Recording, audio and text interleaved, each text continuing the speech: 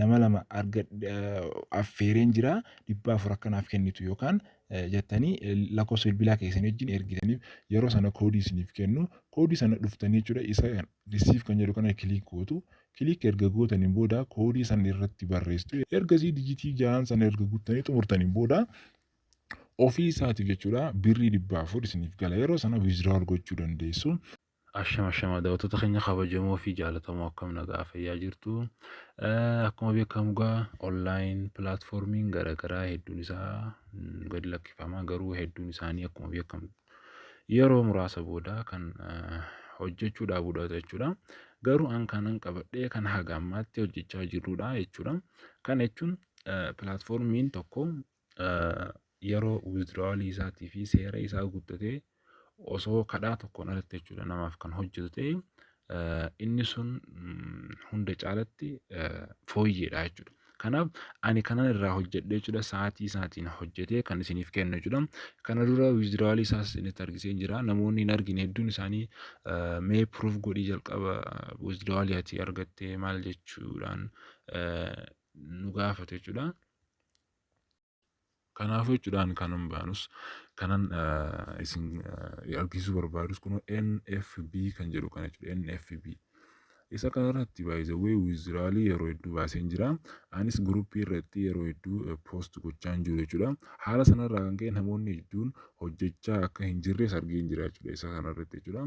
Kanaafuu hojii kana jechuudha hojjechuudhaaf jalqaba wantoota isin gochuu qabdanii fi wantoota biyyoo qabdan tokko tokko isin argisuu barbaada. Maal akka argattanis isin hubachiisuu danda'a jechuudha. Kanaafuu mee gama aappii seennee wantoota tokko tokko kan isin argisiisu ta'a jechuudha. Erga gara aappii seennee jechuudha. Wantoota jechuudha fakkeenyaaf withdrawal gochuudhaafis ta'ee tiimii fakkeenyaaf namoota affeeruu barbaadan keessanii jechuudha. Kun gaduma kana buutanii invite friend gootanii koppii gootu jechuudha. Liinkii keessan kana. Liinkii keessan koppii gootanii namaaf ergitanii namoonni sunis yoo kan irratti fayyadaman ta'e isiniifis bu'aadha jechuudha. Bu'aa guddaa qaba jechuudha. Fakkeenyaaf isa sana isinitti himuu barbaada jechuudha.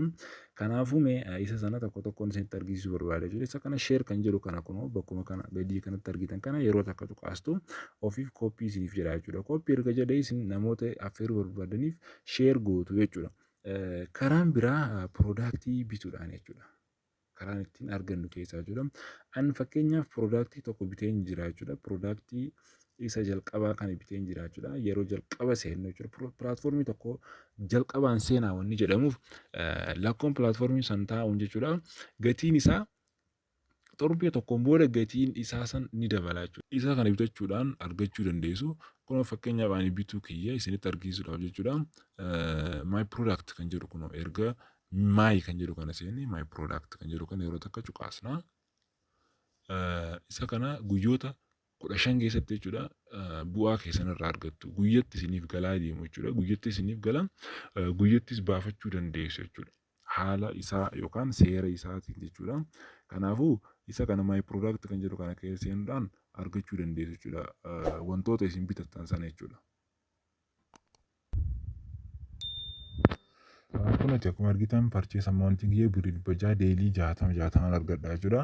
Kanaaf Februaarii Februaarii 10 haga Februaarii 10tti kan naaf hojjetudha jechuudha. Inni kuni S01 dha jechuudha. Kanan biteedha jechuudha. Ani immoo Jaanuwaarii 30 irratti purchase godhee jira jechuudha. Kanaafuu isa kanas hojjechuu dandeessu. Karaawwan ittiin argatan keessaa inni bareedaan jechuudha. Inni guddaan invite friendidhaan fakkeenyaaf isinitti argisiisa. Ani kun fakkeenyaaf asirratti namoota jalqaba asirratti akkuma argitan 1 star member jedha. Invite 2 members. Nama lama qofa yoo kanaaf affeertu taatee birrii 400 argatta. Namoota lama qofa affeeruudhaan. Ani yeroo sana akkam maalan godhe kunoo level 1 kiyya keessatti namoota lamatu jalqaba seenee ture. Namoonni lama erga seenanii booda argadheen jira. Ergasii ani receive kan jedhu kana jechuudha. Argachuudhaaf dirqama manaajara dubbista. Manaajara maal jennee dubbisna jechuudha. Namoota lama kan aktiivii ta'e levelii kiyya keessa affeereen jira jechuun. Levelii feetan ta'a level 1s level 2s level 3s. Isa kana erga taatanii namoota lama asirratti yoo kan isiniif saayiziin isaa seenu ta'e namoota lama yeroo jedhu namoota riichaarjii godhan nama lama liinkii keessaniin kan seene jechuudha. Yeroo sana 400 kana argattu. Akkamitti argattu? Koodii maanaajarii gaafattu. Isa kana iskiriinshuut gootanii ergitanii fi nama lama ergeen jira. Nama lama affeereen jira. 400 akkanaaf kennitu yookaan jettanii lakkoofsa bilbilaa keessanii wajjin ergitaniif yeroo sana koodii isiniif kennu. Koodii sana dhuftanii jechuudha. Isa risiif kan jedhu kana kiliik gootu. Kiliik erga gootaniin booda koodii sana irratti barreessitu ergasii koonfarmi kan jedhu kana irratti guuttu. Verifiikeeshin koodii isiniif kennan sana irratti jechuudha. Ergasii dijitii 6 sana erga guuttanii xumurtaniin booda ofii isaatiif jechuudha birrii 400 isiniif gala. Yeroo sana wizdraal gochuu dandeessu. Akkasuma gadii kanatti yoo deemtan ammas invite friendii namoota 6 yoo kan argattan taate ammas jalqaba fakkeenyaaf ani asirratti istaarii tokko nan qabe jechuudha. Istaarii tokkichaa sanas isinitti argisiisa. Kunooti fakkeenyaaf maayii kan jedhu kana yeroo cuqaastan isa olii kanarratti kunoora asirratti istaar diimaa tokko nan qaba jechuudha. Asirratti akkuma argitanitti istaarii kanarratti fakkeenyaaf lama godhuudhaaf dirqama maalan godha namoota 6 affeeruun qabu. Fakkeenyaaf nama tokko qofatu naaf hafe jechuudha. Nama tokko kan levelii kiyya keessaa seenu jechuudha. Yoon argadhee meeqan argadhaa 1500 argadhaa jechuudha. Birrii 1500 kana naaf ergama jechuudha. Verifiikeeshinii koodii akka naaf ergitu taasisuudhaan jechuudha. Kanaaf haala kanaan invite friendii kana hunda isaa namoota affeeruudhaanis argachuu dandeessu. Kanaaf jechuudha. Karaawwan kaashii wizdraal goonu keessaa inni tokko akkuma isin jedhee karaan ittiin bu'aa argannu keessaa inni biraa gift exchange. Gift exchange kun yeroo mara sa'aatii 12 irratti argattu jechuudha. Verifiikeeshinii sana irratti guutuu ani fakkeenyaaf verifiikeeshinii kana hedduu hin seenu exchange gochuudhaaf jechuudha. Verifiikeeshin koodii ergamu sana jechuudha. Guyyaa tokko qofan seenee birrii 24 naaf kenne guyyaa tokkochaan seene sana jechuudha. Ani sa'aatii sana jechuudha. Sa'aatiidhaan eegee hojjechuu dadhabee waan ta'eef jechuudha. Osoo sa'aatiidhaan hojjettanii redemption koodii isiniif kennamu jechuudha. Sa'aatii 12 asirratti guuttu galii guyyaa guyyaanis argattu jechuudha. Kanaaf inni kun baay'ee bareedaadha jedheen amana jechuudha. Haga ammaas irraa hojjechaa jirra. Fakkeenyaaf ani kaashiin ani baafadhees jira jechuudha. Kaash aawutii kanan godhe kunoo kaashiin ani aawutii godhe kun isaanowwan kana jechuudha. Isaanowwan kana hunda isaa kaashiin kun aawutii naaf ta'ee jira jechuudha. Kanaaf withdraw gochuudhaaf seera jira jechuudha. Fakkeenyaaf cash out yoo goone bakka kanatti jechuudha kan beeku qabnu. Fakkeenyaaf minimum withdrawal amountiin 440 birrii 440 yoo argattan minimum ni baafattu. Akkasumas withdrawal will arrive within 48 hours. Sa'aatii 48 jechuun guyyoota lama keessatti kan isiniif dhufu. Yoo fakkeenyaaf arra gootan guyyaa boruu sa'aatii akka ammaatti isiniif galaa jechuudha. Osoo customer service hin gaafanne osoo naaf hin galle jettee isaanii wajjin communicate hedduu hin uumin jechuudha. Yeroo isaa eeggatee isiniif seena jechuudha. Akkasumas withdrawal deduction minimum 7% dha. Percentaa 7 irraa muratu jechuudha. Percentaa xiqqaadha jechuudha.